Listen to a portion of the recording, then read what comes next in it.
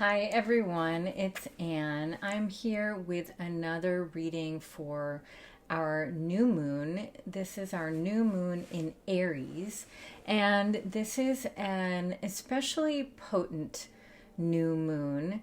First of all, it's the first sign of the zodiac, so it's the beginning of a new year. If you're orienting yourself according to the zodiac, which starts in spring, and in the northern hemisphere, of course, it's springtime.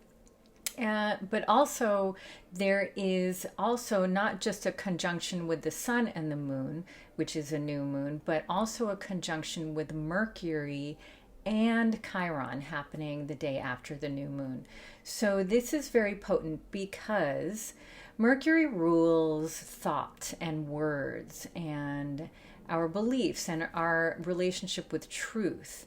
And having that in conjunction with Chiron, which is the wounded healer, which is the planet or the celestial body that rules over our story of healing in our lifetime, our wounding and how we recover from it, and how we get to a place from being a victim to being a champion or a survivor and a healer, most importantly.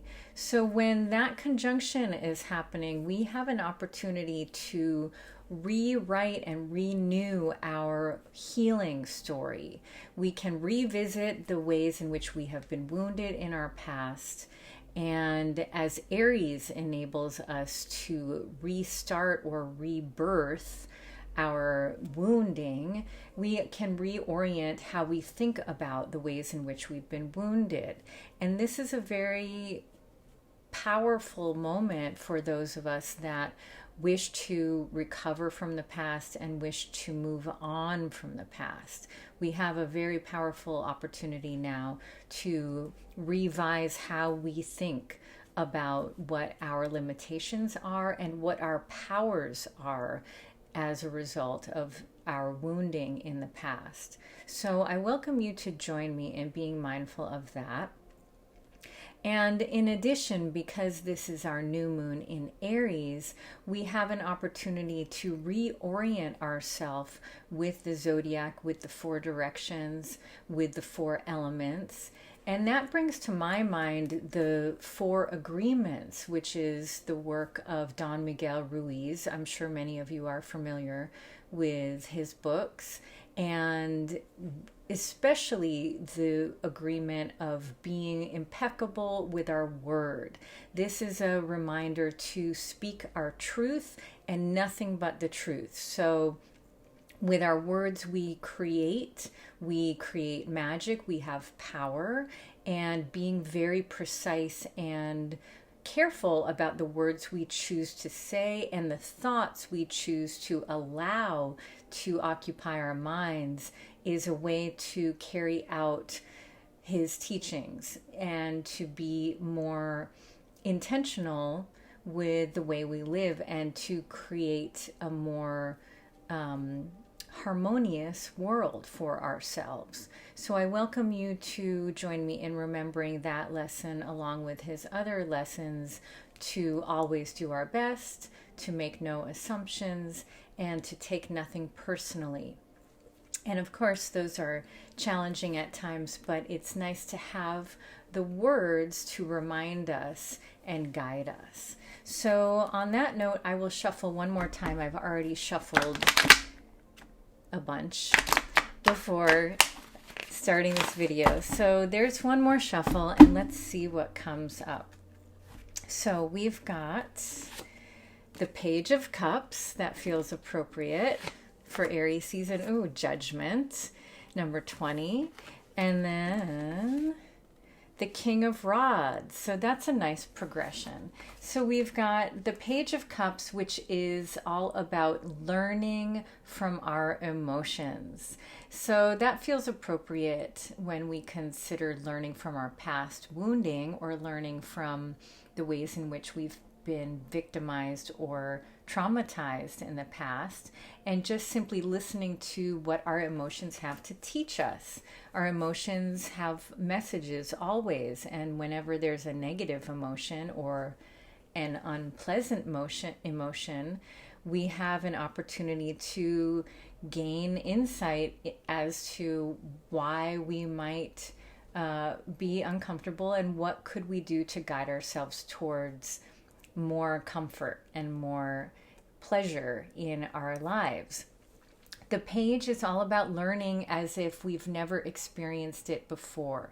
In this instance, it's learning from the emotions, or learning from our relationships and our experiences with our emotions to teach us what is best and to use them as our guides.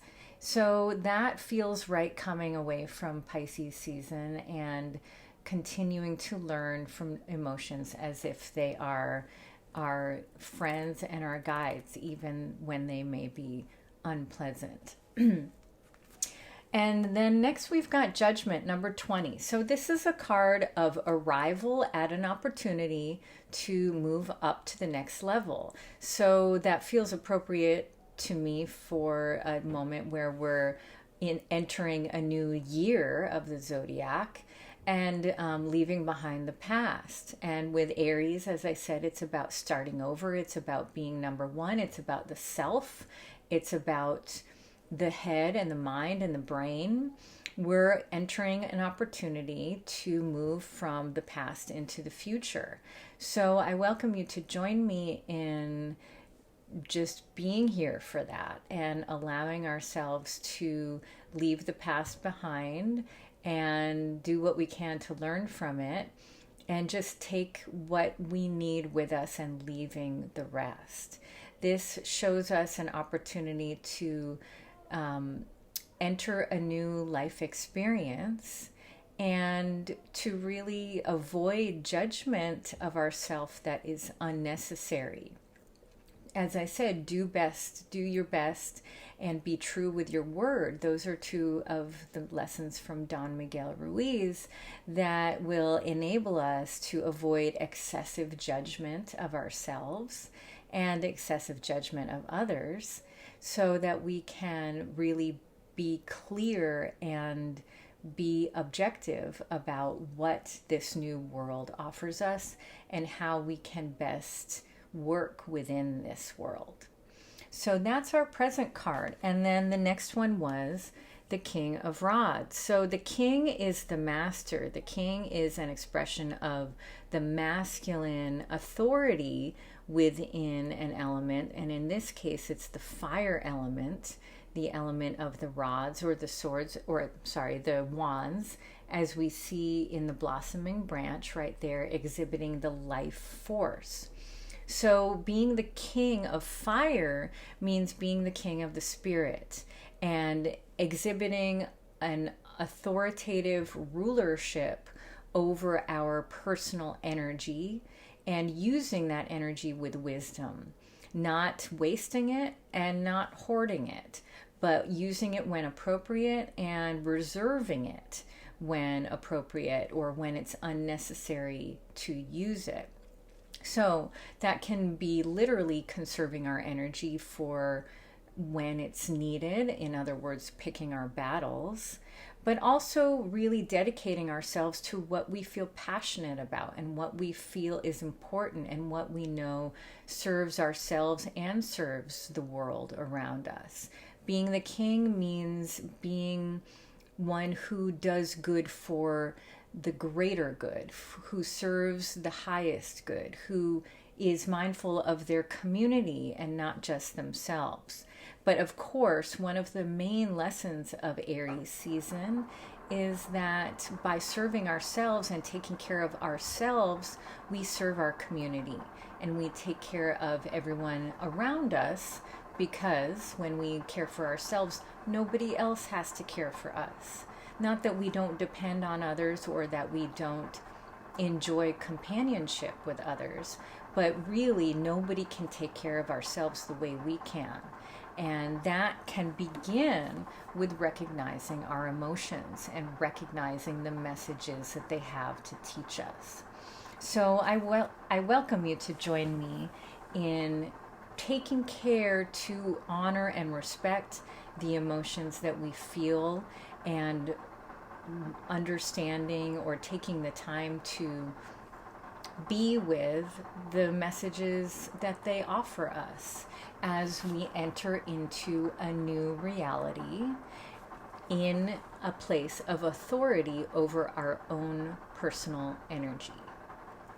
So thank you so much for joining me, everyone, and happy Aries season. Happy birthday to all my Aries friends out there, and I hope you'll join me next time for a full moon reading. All right, bye for now.